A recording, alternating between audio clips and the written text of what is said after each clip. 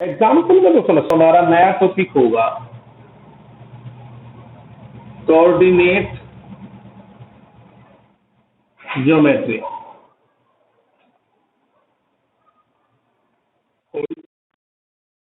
भाई साहब बिना कोऑर्डिनेट ज्योमेट्री के स्ट्रेट लाइन के कॉनिक सेक्शन नहीं करा सकते। पहली मंजिल चढ़नी पड़ेगी तभी तो आप दूसरी मंजिल पे आओगे। आप तुम्हारे स्कूल की टीचर्स पता नहीं कुछ कोई तो नहीं 4-5 दिन तूने मुझे टारगेट दिया अगस्त सितंबर में एग्जाम है तेरे कब है बता है भाई शिवांश पेपर कब है तेरे। हाँ तो भाई साहब 9 सितंबर से पहले आपका कॉनिक सेक्शन भी और स्टेट लाइन भी खत्म कर दूंगा और बता ठीक है। हाँ वो मेरे बंधु स्ट्रेट लाइन कोऑर्डिनेट ज्योमेट्री ही स्ट्रेट लाइन है।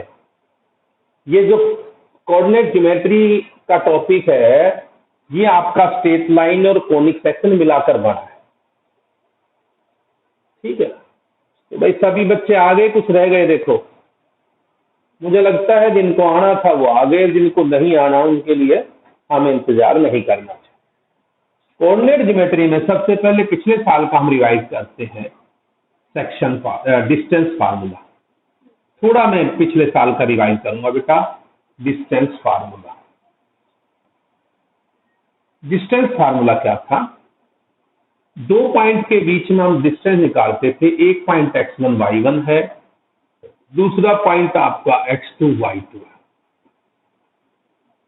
एक पॉइंट x1 y1 है दूसरा पॉइंट x2 y2 है। तो आप ए बी का डिस्टेंस निकालते थे 2 पॉइंट के बीच में डिस्टेंस x2 माइनस x1 का whole square plus y2 minus y1 का होल स्क्वायर। ये आपका डिस्टेंस फार्मूला था अगर आपको याद हो। दूसरा आपके पास सेक्शन फार्मूला था।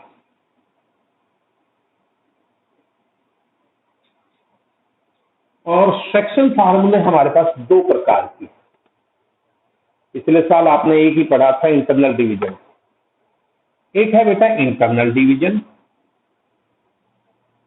एक है इंटरनल डिवीजन। इंटरनल डिवीजन में क्या होता है ए पॉइंट है जिसके कोऑर्डिनेट हैं x1 y1 और बी पॉइंट है x2 y2। सी पॉइंट यहां कहीं लाई करता है जो ए बी को m/n में डिवाइड करता है। अगर ये सी पॉइंट ए बी के ऊपर लाई करता है इसके इन बिटवीन कहीं है तो ये इंटरनली डिवाइड कर रहा है। और इसका मतलब समझिए कि ए से सी का डिस्टेंस और बी से सी का डिस्टेंस का रेशियो m/n। मान लेते हैं सी का अगर xy कोऑर्डिनेट है तो सी के कोऑर्डिनेट निकलेंगे कोऑर्डिनेट ऑफ सी बेटा ये हमारे पास आ जाएगा x और y। x बेटा mx2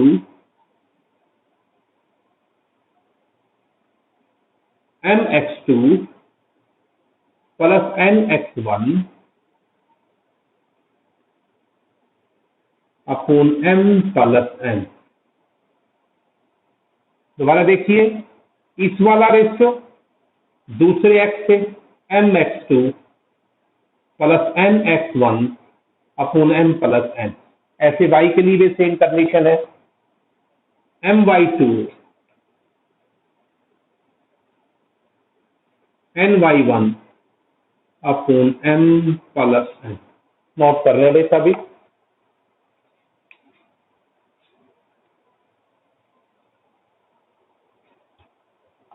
हाँ एक्सरसाइज खोल कर रखे मेरे सामने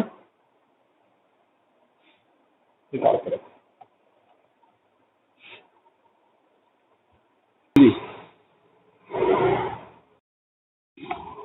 भाई क्या बताऊं इनको और ना वो ललित है, ललित भी 2 दिन 3 दिन आया था, अभिषेक भी शायद 1 दिन 2 दिन क्लास लगा के, ठीक है, सारा चाव सभी का पूरा हो गया। वर्षा है,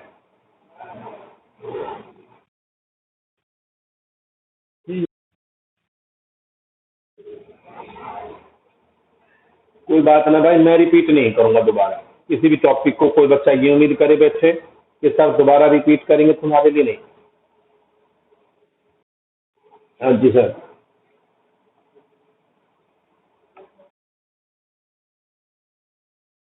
सी है भाई साहब, ये थोड़ा सा ढंग से कर दो यार, 2 बार पेन फेंक दिए मैंने। अब देखो सी। चलो, पहला पॉइंट आपको क्लियर हो गया। अगर किसी भाई को शक हो तो बताओ। ये सारी चीजें आप लोग पहले पढ़ चुके हैं। अब मैं आगे करूंगा आपका। आगे क्या है देखिए, इसमें शुरुआत कहाँ से की है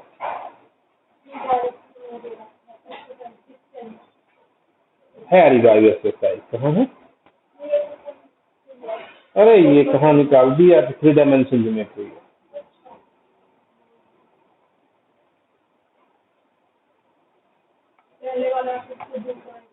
10th चैप्टर है।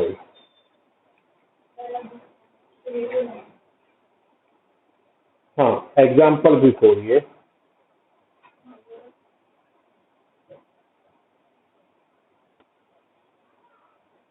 हाँ भाई, पहली जो एक्सरसाइज है हमारी, वो रिवाइव एक्सरसाइज है।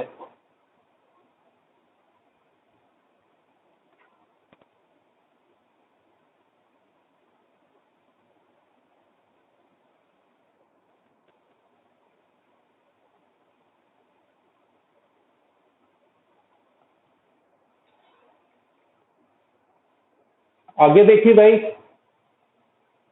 उसके बाद एक नई चीज हमारे पास है, वो है एक्सटर्नल डिवीजन। एक्सटर्नल डिवीजन क्या होता है बेटा? एक्सटर्नल डिवीजन देखिए, आपका जैसे ए बी पॉइंट है, सी यहां लाई करता है। ए के कोऑर्डिनेट x1 y1 है और बी के कोऑर्डिनेट x2 y2 है। सी पॉइंट इस बार बाहर है। इस बार जो सी पॉइंट है वो ए बी के ऊपर लाई नहीं करके, that is outside A B. और ये रेशियो दे रखे हैं हमारा।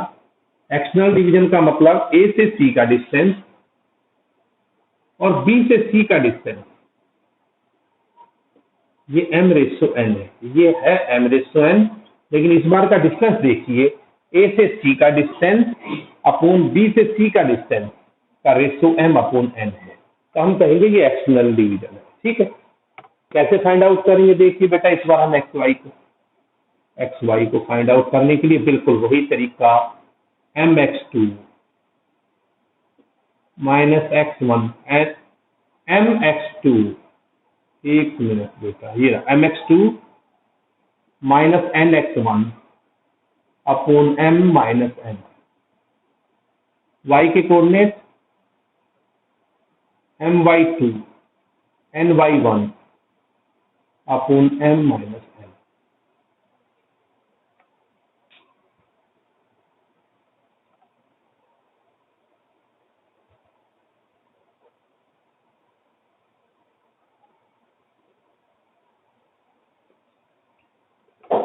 बताओ भाई, किसी को दिक्कत हो तो? एक हमारे पास मिड पॉइंट फार्मूला।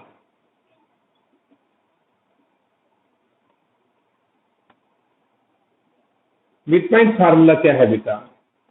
ए पॉइंट x1 y1 है और बी x2 y2 है। सी पॉइंट यहाँ है। मिड पॉइंट मतलब बिल्कुल बीचों बीच है भाई, बिल्कुल बीच में है, एट द मिडल। तो x कोऑर्डिनेट होगा x1 प्लस x2 बाई 2 और y कोऑर्डिनेट होगा y1 प्लस y2 बाई 2।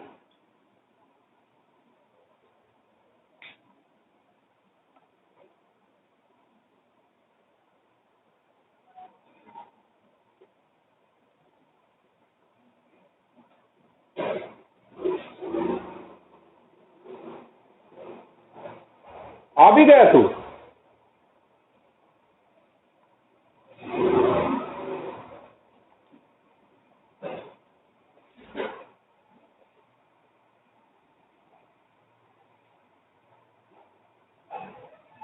खुशबू गुप्ता और हिमांशी, सही समझ आ रहा है बेटा? अच्छा, देखो मैं किसी भी टॉपिक का पहले पिछला रिवाइज कराता हूँ। अब अगले साल 12वीं क्लास के जो बच्चे पढ़ते हैं तो 11वीं क्लास से लेके आता हूँ उनको कि भाई देखो आपको कोई नई चीज तो दिखाई नहीं दे रही। उसके बाद हमारे पास है बेटा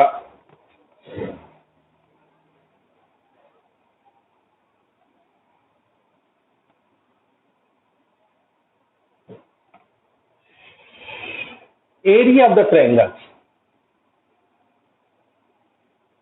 एरिया ऑफ ए ट्रायंगल। देखिए अगर आपके किसी ट्रायंगल के वर्टिसेस दे रखे हैं, ए पॉइंट है ABC, if ABC are vertices of a triangle और ए के कोऑर्डिनेट दे रखे हैं x1 y1, B के x2 y2 और C के x3 y3। ठीक है, तो एरिया बेटा आप लोगों का जो फार्मूला था मैं उसे थोड़ा अलग करवाता हूं और वास्तव में 11th क्लास का फार्मूला है भी ये। यहां से फार्मूला गया था, पहली लाइन में x1 y1, दूसरी में x2 y2, तीसरी में x3 y3 और x1 y1 को रिपीट करना है। x1 y1 को रिपीट करना है, उसके बाद आपका फार्मूला बन जाएगा ये हाफ। ये बेटा x1 y2 इस वाले को इससे मल्टीप्लाई, इसको इससे मल्टीप्लाई, माइनस ये x1 y2 मोड में x1 y2 minus x2 y1 plus अगला एरो वही ऊपर से नीचे, ये x2 y1 x2 y3 minus x3 y2 plus x3 y1 minus x1 y3।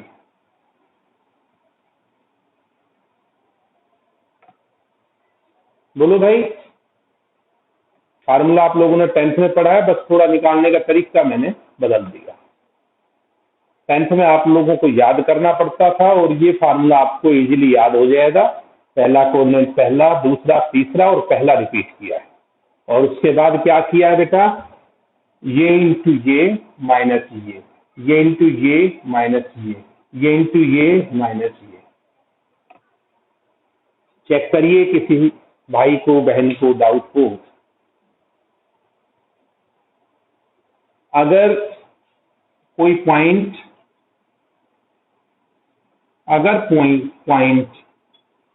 Lies करता है एक्स एक्सिस पर, अगर कोई पॉइंट एक्स एक्सिस पर लाई करता है तो उसका वाई कोऑर्डिनेट होगा, तो उसके कोऑर्डिनेट क्या होगा, तो बेटा उसके कोऑर्डिनेट होंगे, अगर कोई पॉइंट एक्स एक्सिस पर है, एक्स एक्सिस वाई एक्सिस देखिए आप लोगों को याद होंगे, ये एक्स एक्सिस और ये वाई एक्सिस।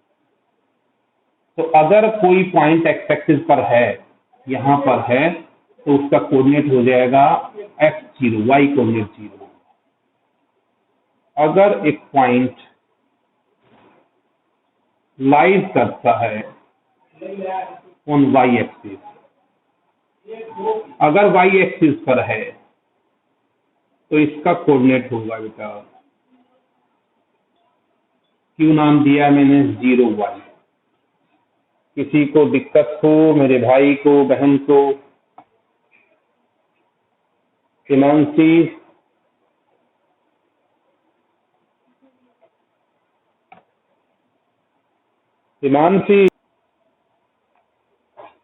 अब देखो मैं अब 11वीं क्लास का काम शुरू करता हूं।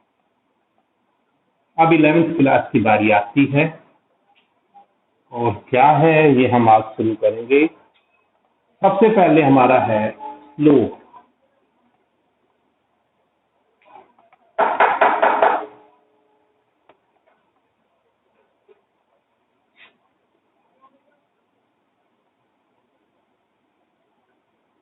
Slope of A line. Slope of A line, किसी लाइन का स्लोप। ये टॉपिक हमारा +2 का ना 11th का शुरू होता है। देखिए होता क्या है किसी लाइन का स्लोप। पहले तो आप लोगों को ध्यान होगा कि स्लोप वर्ड आप लोगों ने सभी ने सुना घर में। सार्थक है क्या?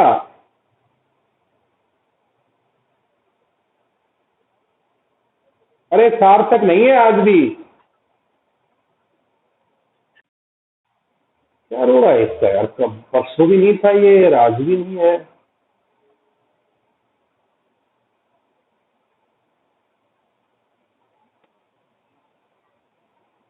अच्छा, स्लोप ऑफ ए लाइन क्या होता है भैया? स्लोप ऑफ ए लाइन देखिए,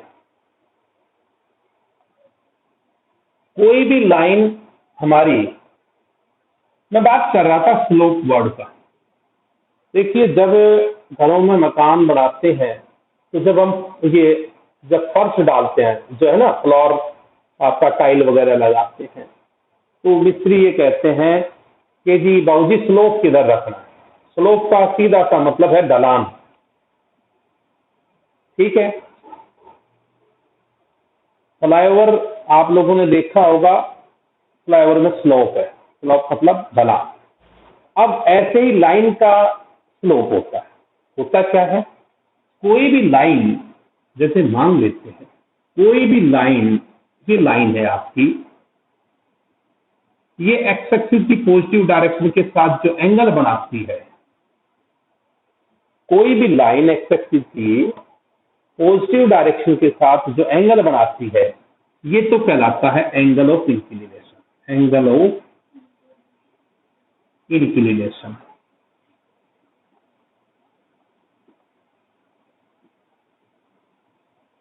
और इसका tan theta, slope of the line होता है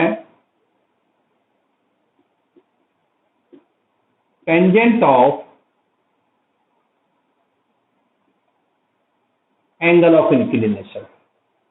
कोई भी लाइन एक्स एक्सिस के साथ जो एंगल बनाएगी उसका tan थीटा कहलाता है, उसका tan थीटा कहलाएगा स्लोप। जैसे मान लेते हैं कोई लाइन एक्स एक्सिस के साथ 30 डिग्री का एंगल बनाती है, तो स्लोप ऑफ लाइन आ जाएगा बेटा ये tan30 1/√। तुम ये कहोगे हमारे बच्चों को बार बार मैसेज डाल रहे हैं, आदलों को भय नहीं है कि भी शीशे की क्लास लगाएं या नहीं लगाएं। देखो,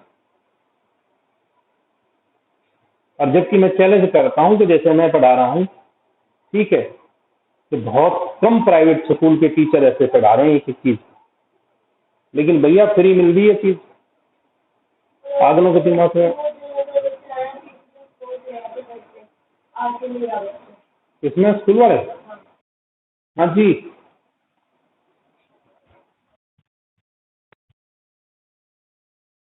टेंथ का भी मैथ ही पढ़ाते हैं टेंथ का। टेंथ का 4 से 5 क्लास होती है, ठीक है, और आज 4 से 7 है आज की तारीख में।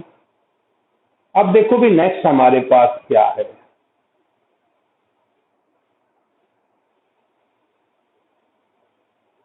ठीक है, अब देखो स्लोप ऑफ लाइन आप लोगों को समझ आया बेटा या नहीं आया? अब देखिए, मान लेते हैं अगर कोई लाइन एक्स एक्सिस के साथ 0 एंगल बनाती है। देखिए क्या है, एक्स एक्सिस के साथ 0, ये एक्स एक्सिस है, ये एक्स एक्सिस है, इसके साथ 0 एंगल का मतलब लाइन यही पड़ी है, इसी के ऊपर पड़ी है, तो स्लोप क्या होगा बेटा? tan0। क्लियर है? अगर कोई लाइन एक्स एक्सिस के साथ 90 डिग्री का एंगल बनाती, देखिए 90 डिग्री का मतलब ये, तो आपका थीटा 90 डिग्री आ जाएगा और स्लोप हो जाएगा tan 90, और हम इसको कहते हैं 1/0, और ये इसको कहते हैं इंफिनिटी, नॉट डिफाइंड। बताइए, किसी भाई को बहन को मेरी बात स्पर्शक हो तो मैं बातचीत खत्म करूं। हिमांशी, खुशबू, रजत, सुमित, अरे आ रहा है सभी को समझ? अनामिका, सही आवाज आ जाती है, उत्तर प्रदेश तक मेरी पहुंच जाती है। हाँ, तो मेरे को तो इलेक्शन में खड़ा हो जाना चाहिए, इतनी जिस आदमी की आवाज यूपी तक पहुंच रही है। मिल जाएंगे वोट यूपी में? नहीं? चल ठीक है बेटा, क्लास रेगुलरली अटेंड किया करो। बाई चांस अगर किसी दिन मान ले फोन पापा दे गए या कोई और ले जाते हैं, तो हमने आपको बता रखा कि ये आपकी क्लास आज की आज यूट्यूब के ऊपर डाल दी जाती है रिकॉर्ड करके, तो आपको सुविधा खूब कर रखी है। और फिर भी कोई बच्चा अटेंड नहीं करता तो भाई भुगतो, मैंने किसी के पीछे पीछे थोड़ी घूमना है। ठीक है बेटा, आगे चलो। अब देखिए बेटा,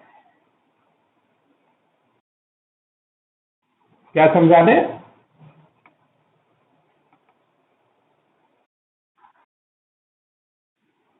parallel, parallel to X axis.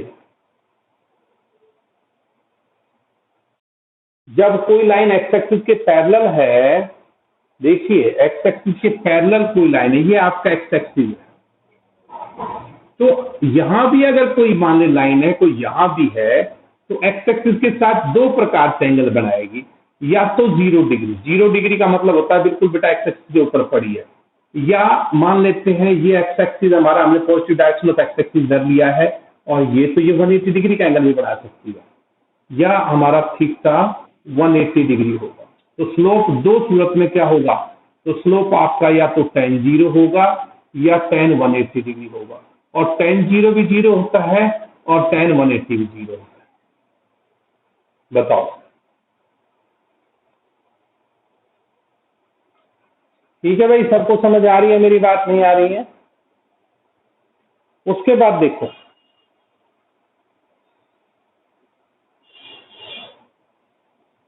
अगर दो लाइन पैरेलल हैं, बेटा देखिए दो लाइंस हमारी पैरेलल है, तो क्या होगा भाई? देखिए अगर आपकी दो लाइन पैरेलल है, देखिए एक लाइन ये है, दूसरी ये है, तो आप लोगों को पता है ये